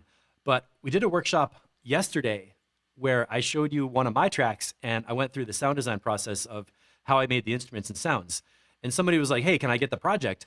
And I was like, all right. So I sort of slapped together this product where I took the Ableton project, made it into a live pack containing the MIDI clips, all the automation, the sounds, the beats, and everything. And when you download it, you can open it up and go through the activity. So it's not a complete session lesson, meaning I didn't spend the time to record instructions inside it, but instead you get a video replay. So it's for Live 11 Suite Edition, the Collision instrument. And if you're interested in going through the actual project to play along with the workshop and do the stuff yourself, this would be a cool place. You can grab it, you click the green button, and this is also kind of fun too. I did a little pay what you want option, $10 if you want to support. If you think it's really worth it, oh my gosh, $15, and whoa, this helped me so much, it's $25. And this replay is on YouTube for free. I'm playing around with giving people what they're asking for specifically. I never would have thought of doing this as my own project, but when you're looking at the sound design workshop and you watch the replay, you can actually get the whole Ableton project to play with the automation. And the reason you want to do this is I went through like 20 automation lanes of how to use a sound that becomes a transition, a build-up, and moves into the climax of your track. So it's where sound design becomes part of the arrangement. The sound design, you tweak stuff so much that it becomes like an event. Like, whoa, it's building up, it's growing, going into the delay, it's dynamic, it's moving. There is a lot of automation lanes. Seriously, in one synth, I literally had 18 lanes of automation of things changing to play with the tone, the pitch, the modulation speed, the effects. And you can see it on YouTube, but if you want to do it, it helps a lot to have the MIDI clip, open them up, look at the automation lanes, see how to find those in live so that when you're building a climax and you need something to happen, you're like, it's not, it's not epic, or it's not sweeping me away, or it's not taking me somewhere. Well, maybe there's some more parameters you could automate that you haven't thought of yet. And this project will show you how to find them, where to find them, what to do, and give you some tips on how to do that in your own projects. So you don't have to copy my exact instrument. You can take the principles that you learn and use them in your instruments, even with VSTs and other things. It's just about automation and making it happen in your tracks. And that's the number one thing I want to do, is help everybody get really super cool sounds happening in their tracks. And I don't know if this project, if that download becomes popular, I can make a new one every week. You know, I'm doing workshops taking my music, and this is like part of my own personal goals for December and next year is finish tracks that I have been making for lessons and put them out and publish them and release them on like Thorium and When Disco Goes Wrong and Bebop Music and Nomadism. And friends of ours have labels. I really want to have original tracks coming out. So I'm going to get my tracks done, teach some of the stuff I did while making the tracks, and maybe I can make little live projects to kind of share the process with other people. It's kind of an organic thing. I like to get feedback from what different people are asking for and give it to them and make it available. So you guys are talking about, got a whole mastering conversation going on in there about fresh ears. And another thing I want to point out, since it's December and holiday season, this course, I just renamed it Basic Mixing. This used to be called Gain Staging with our Gain Staging Strategy for Bass Mixes. Now, if you already know what gain staging is, that makes sense to you and you'll understand, oh, that's cool. But I found out some people were like, oh, I thought gain staging was only for mic preamps, or I thought gain staging was only for analog hardware. And it's not. It's a technique and it's a principle, but I basically renamed the course to make it super simple. This is about basic mixing in Ableton Live, and you learn digital mixing techniques. So gain staging is something you can apply in the digital world as a technique to end up with a mix that sounds loud and clear and drops heavy low-end bass, which you guys are talking about over there, and gives you a workflow where you end up at the end of the mix with the master channel sounding awesome and you have headroom. So if you need more kick drum, you can just grab the fader and push it up instead of ending up with a mix that's already jacked in the red and you're trying to pull it down with a limiter and then add a compressor. You don't want to get into all that mess of trying to fix your levels at the end. It really makes sense to fix your levels from the very beginning and learn the technique for checking and monitoring your levels all the way through, so that no matter whether you're doing EQing with a boost or compressing with makeup gain or grouping sounds together in a subgroup or adding effects which can change the levels, anything you do is going to affect the levels of your mix. And this course teaches you exactly how to do it with guided Ableton projects, where you learn to mix in guided Ableton projects. And I kind of updated the site. There's a video on there to show you what's going on. I made these little drop downs where each module, it says what you're going to learn and shows you a little window. That's actually a lesson built inside Live if you haven't seen them before. They're super cool. That's what session lessons are, where you get audio instructions, hands-on activities, and automation showing you examples. So you literally learn by doing it inside Live. And this is a great course. And the reason I'm telling you about it is because of the holiday promo, where you type in holiday like that. And the price drops down. You can get started for only $99 in 3 payments or $237, which is a great discount off the list price of $297. And if that sounds like a lot, just think, how much would it cost me to have a mix engineer mix my tracks? Or how much would it cost me to waste time feeling frustrated making 20 versions of a mix that doesn't sound good if I could learn something that lets me get it done in 3 mixes? My whole philosophy, kind of like I've been talking since the end of the last track, is giving you the skills so you can learn this stuff and do it, and you don't rely on, you know, buying new plugins or like wasting time and money on other things. I want you to actually learn how to do this stuff. So the courses I build are designed to give you real audio engineering techniques that are going to last you your whole entire life, so you can use them in many other situations. Likewise, for all the other courses, whether it's sound design, sidechaining, EQing, anything that I'm teaching is something you will be able to apply forever with other products like other DAWs, other synths. I teach in Ableton, but I teach you stuff that you can use everywhere. And that's what makes it so powerful. That's why it's priced the way it is. That's why it's worth it. That's why I want you to buy some courses from me, because it's the holiday season. And I really appreciate your support for everybody who's paying monthly on the subscriptions and buying stuff and helping me keep the lights on and keep going with Mixitecture. It really means a lot. So thank you for hanging out and watching. Thank you for your half a dB or your 3 dB. I love the chat and the interactions and everything. This is really a super lot of fun for me.